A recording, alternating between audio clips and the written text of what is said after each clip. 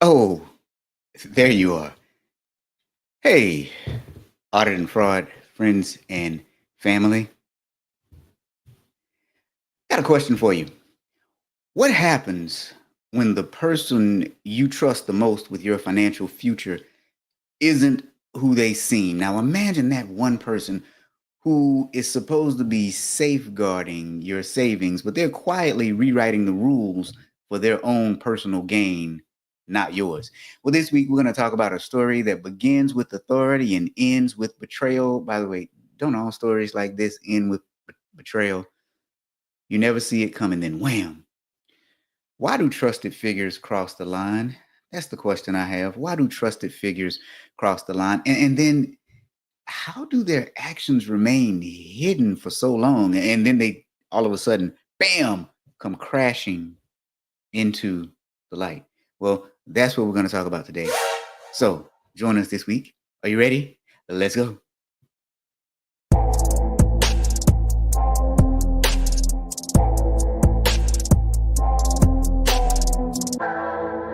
Welcome to the Friday Fraudster podcast.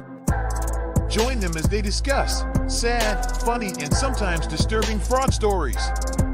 Be sure to catch past episodes on your favorite podcasting platform or go to www.fridayfraudster.com.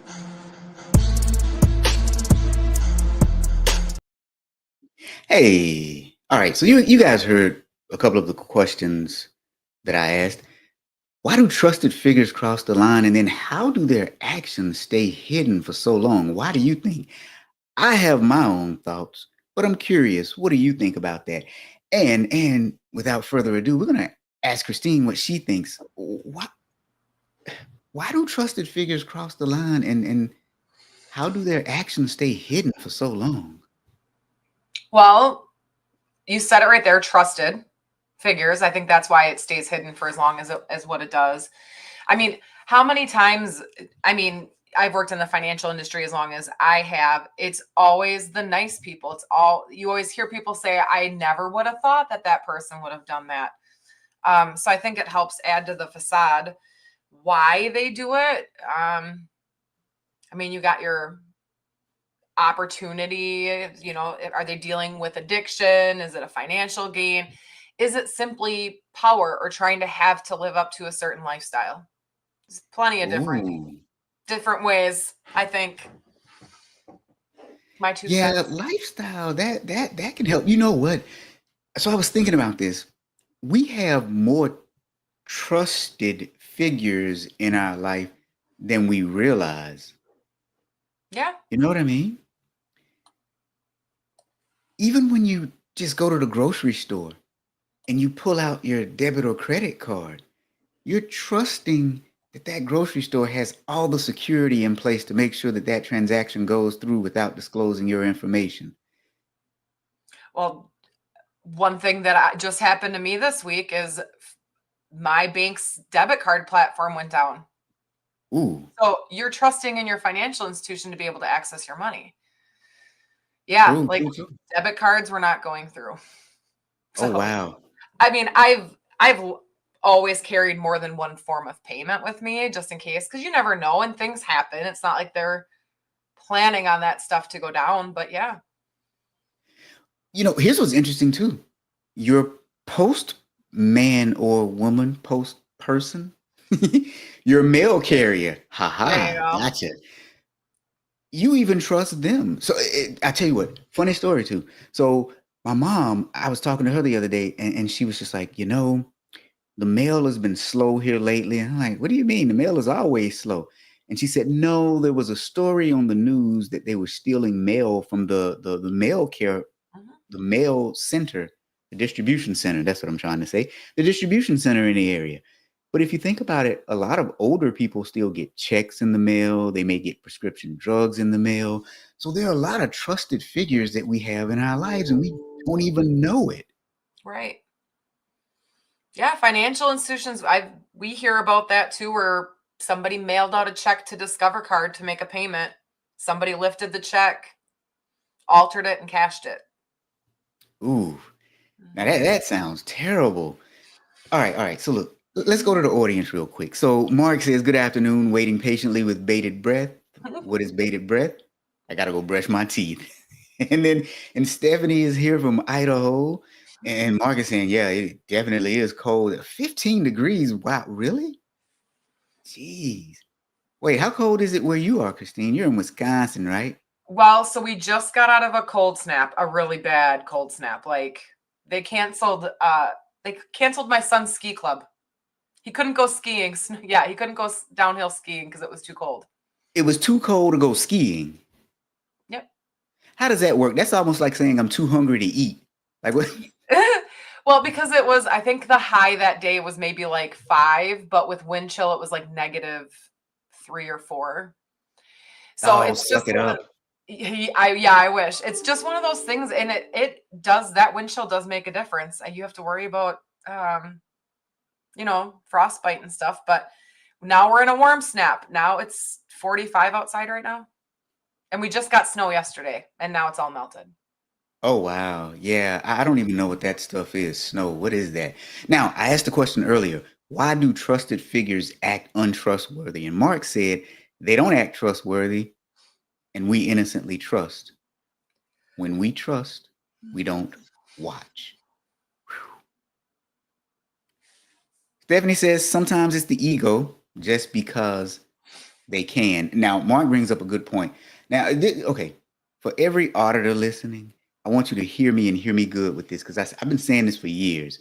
Every auditor needs to study psychology because if you think about it, the biggest bulk of our job is dealing with other people's irrational, unstable emotions. Now, Mark is saying that's part of the psychopathy.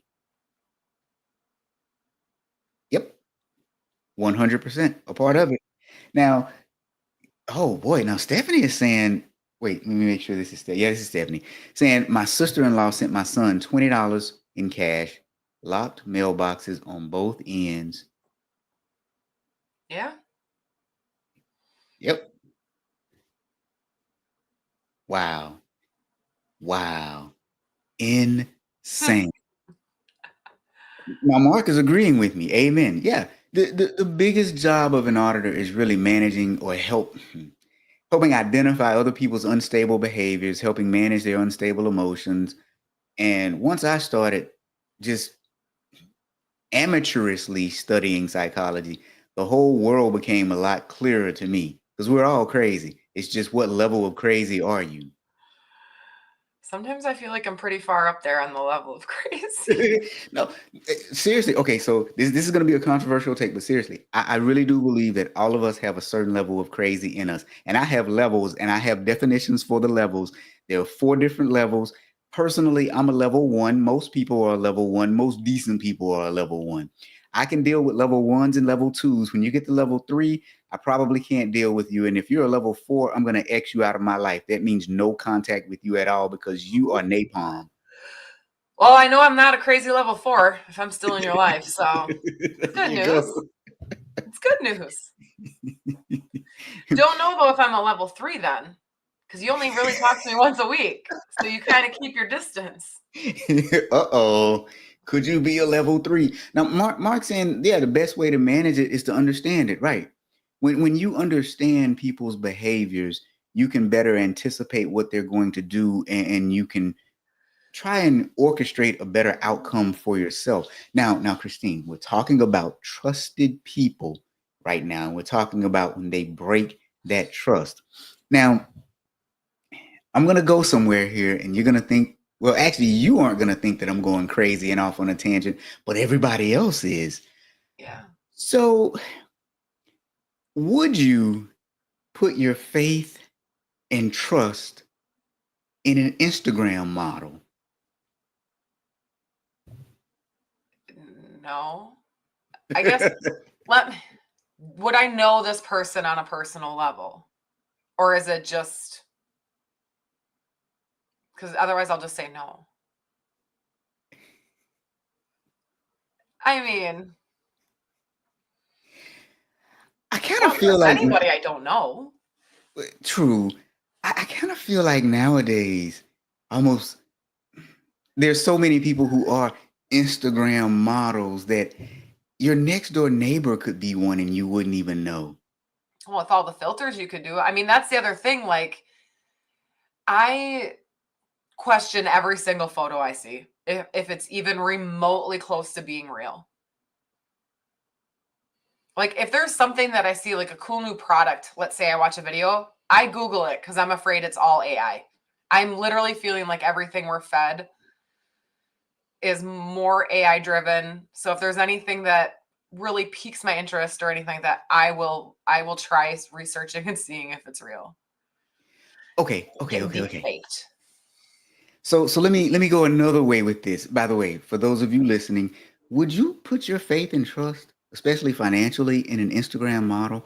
Now, let me take it another way. Let me take it another way. Would you trust your financial future to someone who flaunted their lavish lifestyle online?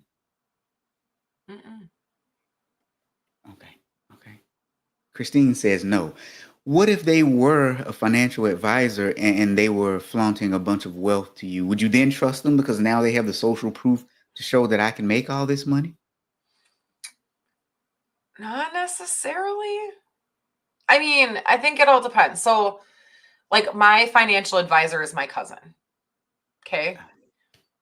But I also know the guys that he works with because they're my husband's friends. So, like, we understand, like, I have an idea of probably like how he manages like portfolios and stuff like that. Like, he hasn't been in the business as long as these guys. So if all of a sudden my cousin started showing up with all this expensive stuff, everything else, like, I'd probably be like, you ain't making that much money off of my portfolio. So you must have some really good, growth as far as that. So I think that's the other thing is think it all depends on age, and I don't know. Hmm. And Very money. interesting. I don't know. Very interesting. Now, Mark is saying he wouldn't trust an Instagram model only if he was dating her online. That'd be the only way that he would trust her. I know, Okay, I guess I okay. just can't say it would be a yes or a no. I wouldn't automatically feel like there was fraud going on if they had a lavish lifestyle.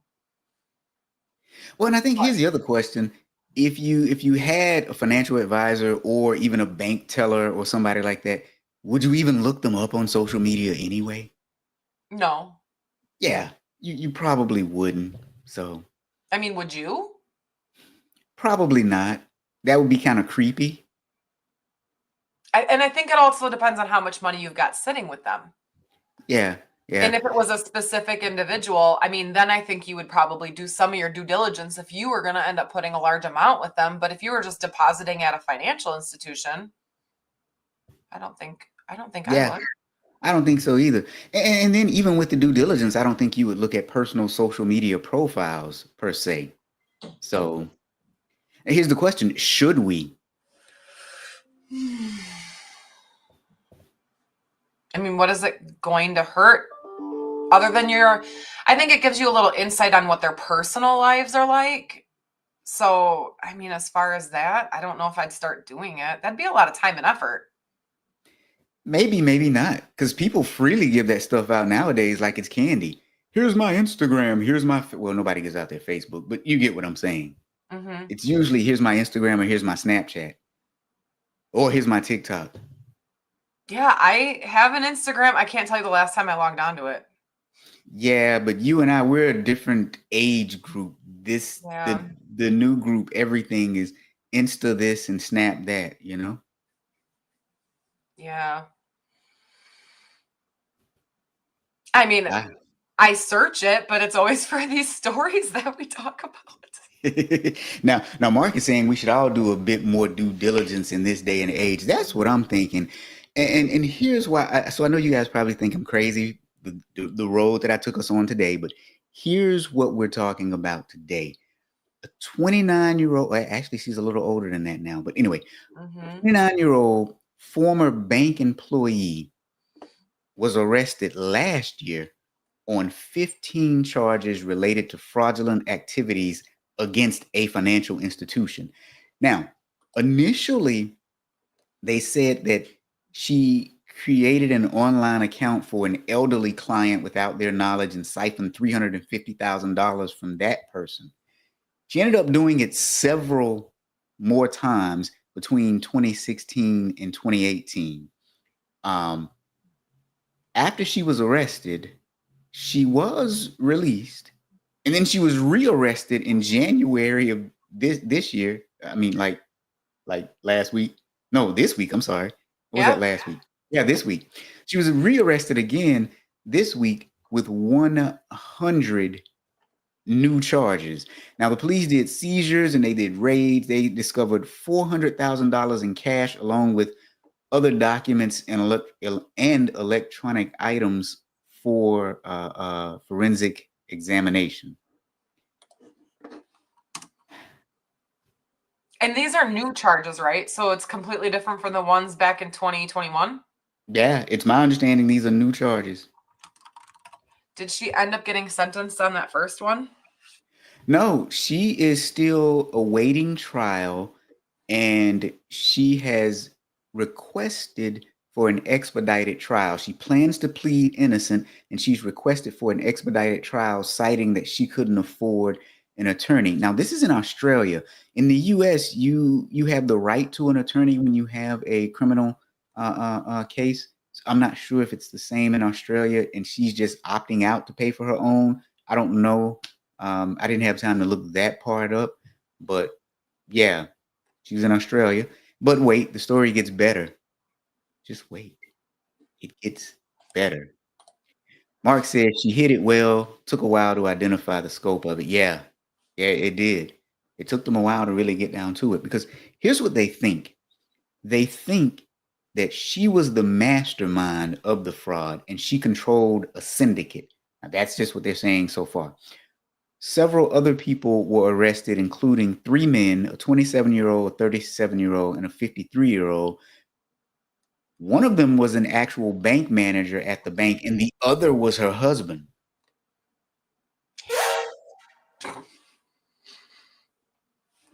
Yeah. There's a part of me, I just want to know how many charges total. Because I found this one and it's up to, one says from December of 2022, 237 charges. 237. What Yeah. in the 121 counts of dishonestly gaining a financial advantage by deception, and 72 counts of possessing a false document to obtain financial advantage. Yep.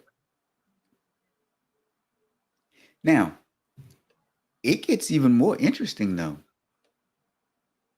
One of those charged is her husband, and he was a bank loan officer, mortgage broker, something like that, dealing with loans. Um, he was arrested, and it is alleged that he used people's identities to do fraudulent loans. Yeah. So you've got her husband, a former bank manager, and 2 other people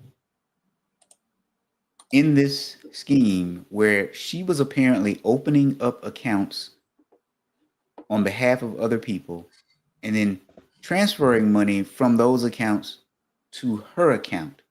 Now, she has said to the court that there's a valid reason that the money was in her account, and she'll be able to explain it as she pleads not guilty.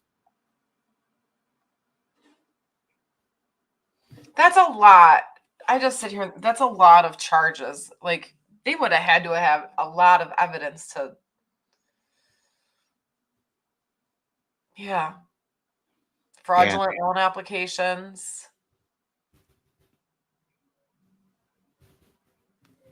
But now you see why there's so many charges. And now get this.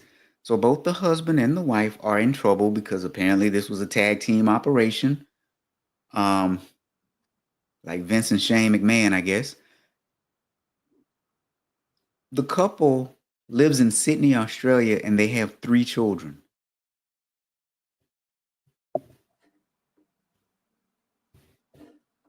How old are or don't you know how old the children are?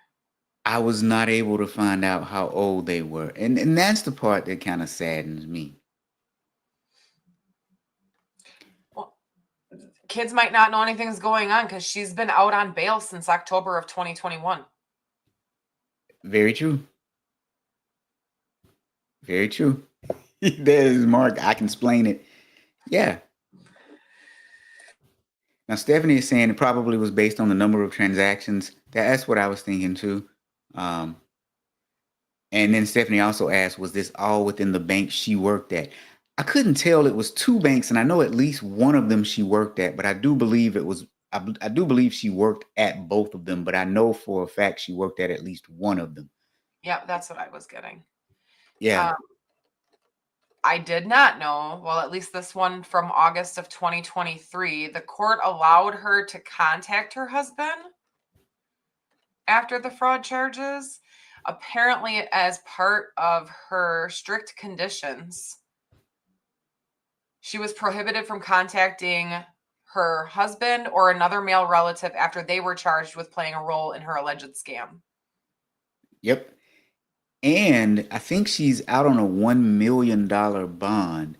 And I'm not sure how they do it in Australia, because in the States, obviously, you only pay 10%. And then if you don't show up to court, then you owe the full amount. But let's just assume it's 10% there as well. That means she plunked down, what, $100,000? Is my math right? Is my mathing? It says the bail was secured by two sureties totaling more than 1 million. Yeah. So, now here's where it gets even more interesting in my opinion. And this is why I asked earlier, would you check up on somebody that is supposedly a trusted person in your life? Or if you are an employer, would you look at your employees' social media profiles? She maintains a presence on Instagram. And I say this lightly because, my goodness, every time you turn around, somebody is saying they're an Instagram model. And I'm thinking, have you been in Vogue? Like, what?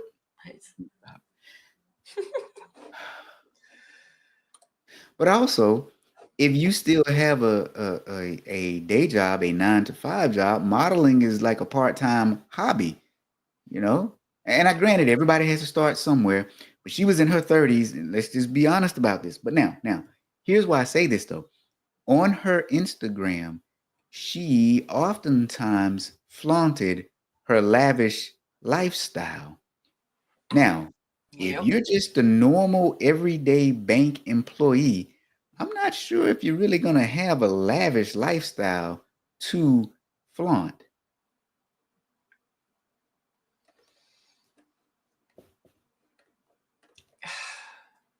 I mean, the stuff that she's wearing ain't cheap. Oh, we're going to show it in a minute. I just needed to scroll through to make sure it was all LinkedIn clean. Oh, I was going to ask you, do we need to add Instagram model too? Robert Berry, fraud fighter, educator, Instagram model. No way. I am not an Instagram model. Mark says, what? Come on, Robert, an Instagram model? Hey, you know. All right, so let's take a look. You guys ready to take a look at her Instagram page? Now I'm going to be picky because I like trying to find if they've modified their pictures. So I look at stuff to see if the background is. And there's a couple of hers that I'm like, oh, there's some modification, all right.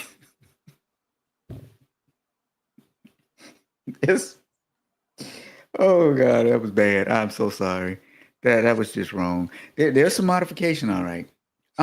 So if you look here it is. She has 10,000. Oh shoot, hold on, I'm not logged in. She's got 10,000 followers. And look at the caption here. Silence is more powerful than having the last word.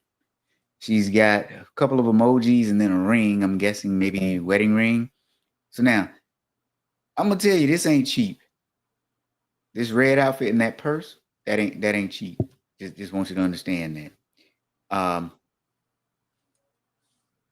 We all know that this is not a cheap Mercedes, right? What was her username? SDS.XOXO. And then they have the, you know what? I'm not going to even, I'm not gonna even go in on that. Stephanie has hit the nail on the head too. Parking lot audit would have helped. We get that from Kelly Paxton, right? Do the parking lot audit. Now, my guess is this is probably not her car, though. It may be just something for the photo shoot. But either way, it's a glam lifestyle that's being presented. And we know that a lot of these people don't actually live this glam lifestyle. Just looks good for social media. Yeah, as I'm looking at, she has Louis Vuitton purses. Yepper, there we go right there. There's the Louis. I you know, yeah, this stuff is not cheap. But allegedly, she was using the money to fund her lifestyle. I think the saddest part is though they had 3 kids. I better be quiet. She might beat me up. And then there's the obligatory bird flip picture. I don't understand that. A lot of younger generation they do that. I don't get it. Weird to me, strange, but there we go. Versace. Oh yeah, there we go. Yeah, like I don't even know how to probably pronounce half these. There we go with Chanel, or for us poor people, Channel. Yeah. Looking at that. Oh, Is there Rono? Dang. what is that? I don't even know what that is. There's a A Versace bottle of shirt. bourbon. Ah, okay. And then there's one kid picture down at the bottom. Poor kid.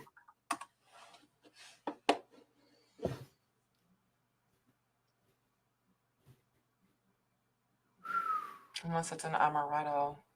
It's an amaretto liquor. Now, Mark is bringing up a really good point. He said, remember, with ethics and reason to question, it is the appearance of impropriety. It's the appearance. Yeah, Marsha says, got money, we'll spend. Yeah. So let me go back to how I started today, because I told you it was going to start kind of weird when I was asking about Instagram and would you check up on somebody who was your barista at Starbucks or your banker or whatever. This stuff kind of matters nowadays. Because I do believe with social media, you have a couple different types of people, or a few different types of people. You have people who just come and just, kind of honestly and innocently say whatever it is, this is who you are, and that's what you put on social media. Then there's another group of people who everything they put on social media is false because it's all about getting attention. Fake side of social media. And then you have another group that are kind of like, in between. Yeah.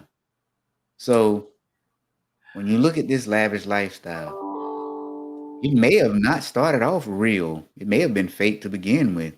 And then maybe that was the impetus to drive some of the fraud, to get money to fund a lifestyle that she wanted. Got to do it for the gram. There you go. I don't know if it's still a thing, but it was at one point. Right? But yeah, no.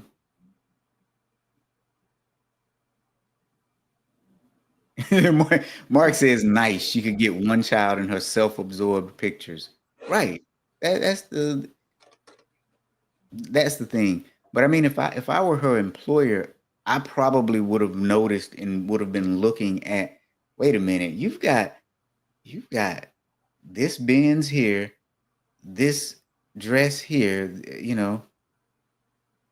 Yeah, Mark, that's what I'm getting at. Mark says she had to fulfill her wants.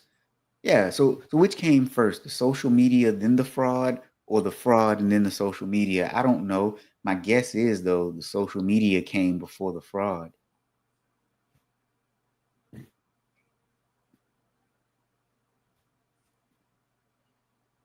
Yeah. I mean, we all know money makes people do stupid things, money and greed. Yeah. We don't know what her husband does, do we? He was in banking too. Hold on. Let me get back to, I'll tell you in just one second. Because I had found another article fairly late um, in the game, right before we were going on air. I had found it. Darn it! I think he was a loan officer or the equivalent thereof. Um, so yeah, so her husband was charged with facilitating the applications of numerous fraudulent loans, and explain to me what that job is, and obtaining money from other syndicate members to purchase a luxury vehicle. So maybe that's the Mercedes, but he was charged with facilitating the application of numerous fraudulent loans. So it sounds like to me maybe he used straw buyers or actually obtained false information, false identities. I don't know. It really wasn't that specific. But the way it's worded, it makes me think that he had straw buyers. In other words, he got people to give over their information to get the loans and then gave them a portion of the loans, and then the loans defaulted and they kept, what they got from the loans. But I don't know.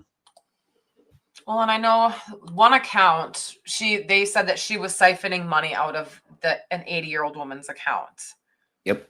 And I think the part that just really irks me the most out of that is she visited this woman. She befriended this woman and brought her things. Yep. And while she's doing that, just dipping in whenever she wants. I shouldn't even, essentially whenever she wants, because she essentially hacked into her online banking. Yep. Now, Marsha is saying, is it possible that those pictures are deep fakes? It is 100% possible that those pictures are deep fakes. But I don't think they are. I don't think deep fake, I'm guessing more than likely there's filters being utilized, and you've got There's filters. because one of the pictures, it was one that she was on a boat.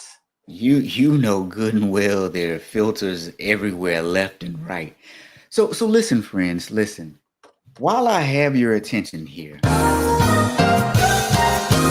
let's just take a brief commercial break. Auditors, do you want ways to audit more efficiently, think a whole lot deeper, and have better communications with your audit clients? Let me introduce you to the first AI platform designed specifically to help auditors do their job easier, faster, and more accurately. It is called Audit Leverage, and it was created by me. So check this out. Welcome to Audit Leverage, the AI-powered platform that's transforming how auditors work. Brought to you by That Audit Guy. Whether you're exploring for the first time or already part of our community, we're glad you're here. Our platform is built to make auditing smarter, faster, and more impactful. From planning audits and uncovering risks to writing clear, actionable reports, Audit Leverage has the tools you need to save time, sharpen your skills, and deliver results. If you haven't signed up yet, now's the time. Choose the plan that's... So Audit Leverage, go get it. You know what? I'm feeling pretty good today. Let's give another example of Audit Leverage hands-on, the one that I did last week. So let's suppose that you're about to audit an area and you just want a good sense of the risk and controls and some potential audit tests. You don't need to scour the internet looking for a risk and control matrix. You don't need to ask your friend who's going to give you one from 1988. You just go to Audit Leverage and you do this. So let's take a look at Audit Leverage really quickly. Suppose you wanted to get a risk matrix for an area. You would go to our risk matrix model and you would simply type in the industry you work in. So in this case, financial services, and what you're looking for, which would be mortgage servicing in this instance. And with the click of a button, you have a risk and control matrix with your audit testing. This is just one powerful function within Audit Leverage. If you look to the side, you'll see that there are several other modules, approximately 14 or 15. So, Audit Leverage, helping you leverage AI to maximize your audit career. That is pretty All right, sweet. friends. That is pretty sweet. It is pretty sweet. very sweet. It took me a while to put it together because I'm not joking when I say I did it. I did it. I created it all. So it just is what it is. Now, Mark is funny. Well, first Stephanie said the filters are insane, right? She got a lot of filters going on there. And Mark is saying she actually looks like me. Yuck. Yeah, I'm sure it's filters and Photoshop and filler. Oh, but okay. You all know I always have to ask the crazy and controversial questions. I'm still going back to what I said previously. Should we do additional due diligence over the people that we come in contact with in a professional setting? And I'm not saying go and Google your barista, but I mean like maybe your loan officer, maybe your car dealer, the one who's about to sell you the car. Eh? Am I Well, going for a reach? Am I stretching? well, on the financial sector, you would hope that the financial institution in themselves would be doing it because number one, all employees that work for federally insured financial institutions like the FDIC and NCUA, they have to be bondable. So they can't have any previous historical issues that would cause the insurance company to not bond them under their employee and director dishonesty policies. So, but then I also revert back to Kelly because of her pink collar crime expertise.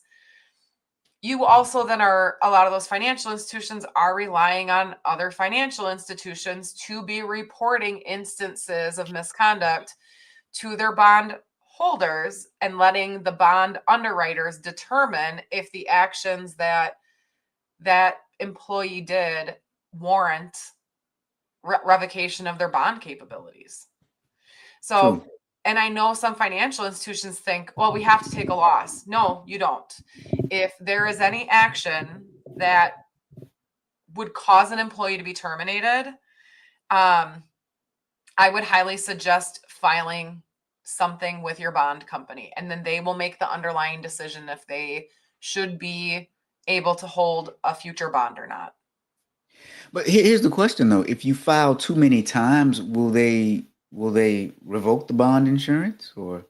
No, because you're not actually hitting it. So you're not making a claim against the bond as far as that. So it's just you. So like an example could be force balancing, right? Hmm. Force balancing a vault or a drawer, um, doing any type of financial misconduct, right? So it could be something as simple as your drawer is short $50 and somebody catches a teller putting $50 back in their drawer because they don't want to be out. Like anything that you're sitting here and going, yeah, that shouldn't be done, I would Okay. Yeah. file and let them determine if they should be bondable in the future. Wow.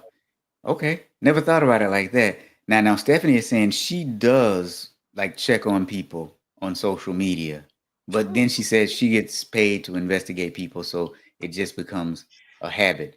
Now Mark is saying that Kelly is right because how much of that is covered up to maintain the reputation of the firm. And I can tell you, just based on my experience, when we've investigated things and we've turned information over to the authorities, the only time action was taken further was when I worked for a couple of really good banks who understood what that meant. But I've seen people commit crimes and we've turned in evidence and nothing has happened. Worse yet, they've turned on us in some instances. That's the worst part. Mhm. In one of the most egregious things I'd ever seen, on two instances, they actually let people retire after they knew that they had done wrong. They said that they didn't want to jeopardize their pension, and they allowed people to retire who blatantly stole. Mhm. In both instances, the people knew that what they were doing was completely 100% wrong. But because they had close ties to the management team, they were allowed to retire. And that's another reason why I would go through my bond company on anything, that I would sit here and go, this is a possibility, because the last thing you want is to not file it. I don't ask me when or who would, but keeping that employee staffed, and then they do something that does cause you a loss and the bond company finds out that you knew about that other instance, they won't pay out your insurance then. Oh, that's interesting. Yeah, Mark is saying he's seen that for 40 years of investigations. Mm-hmm. Yep. Yeah. And they're going to go quietly. Just give me my money. I'll leave. I'll be done. So I think that's part of the reason why I started off with the question I asked. If companies aren't going to do adequate due diligence, then maybe we should. So Maybe we should have Stephanie like pull up a list of things that we need to look for as part of these investigations. you know, right? Or we can just send her names.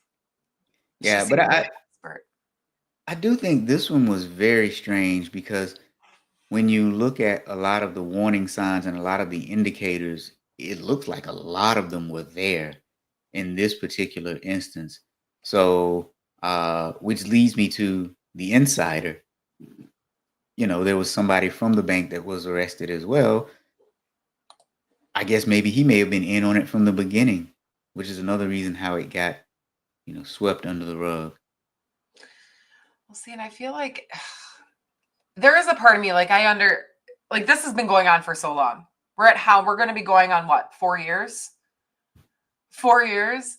And it's like she's asking for a shorter trial because she can't afford a longer trial. She's asking for a judge-only trial. And there's a part of me, I'm sitting here thinking, because how much was it? You said 230,000, 250? I think that was the initial. That was the one lady. I think the total amount was 400, I believe.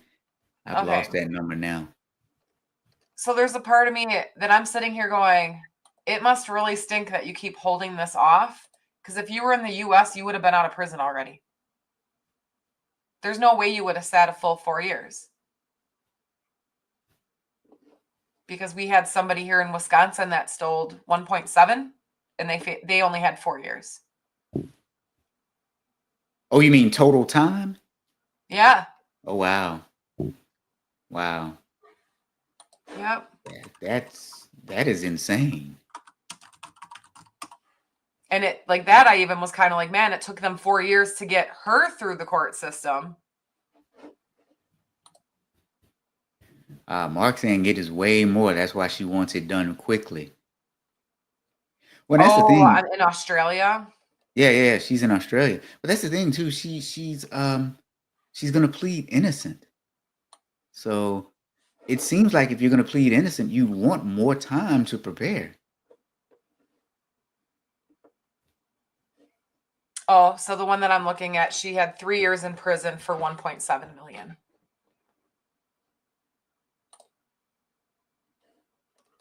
Oh. And it took them almost 4 years to get her to court, yeah.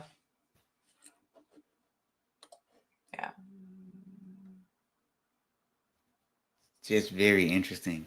And Mark says we are stupid here on white collar crime, but this is Australia, Mark. So maybe they're even more stupid. Who knows? I don't know.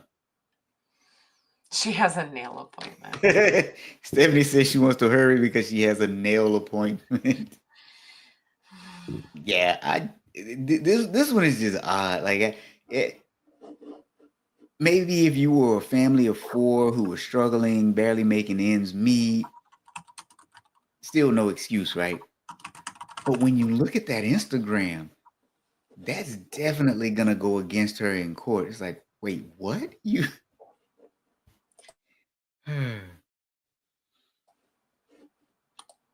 Yeah, Mark is saying what defense with all the evidence they have. Yeah, it looked like they had a lot, especially when the part about she said that she's going to be able to explain why bank customers' money was in her account.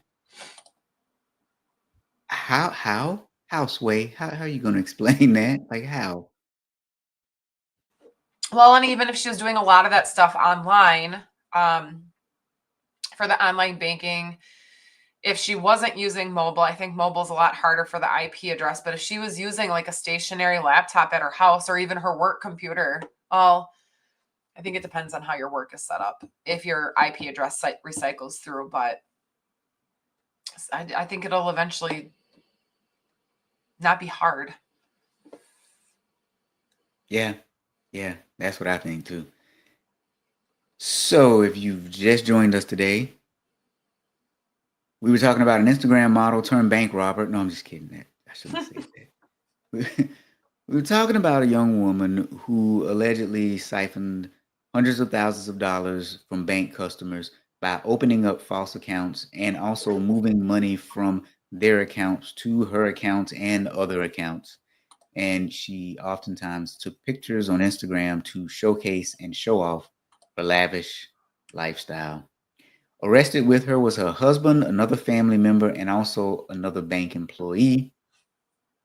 She's going to plead innocent. We'll see what happens.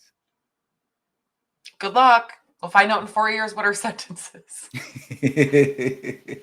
Oh boy. All right. So, anything else about this one, Christine? No, it's not worth it, children. You got that right. Well, all right then, people. We'll see you all next week. Take care.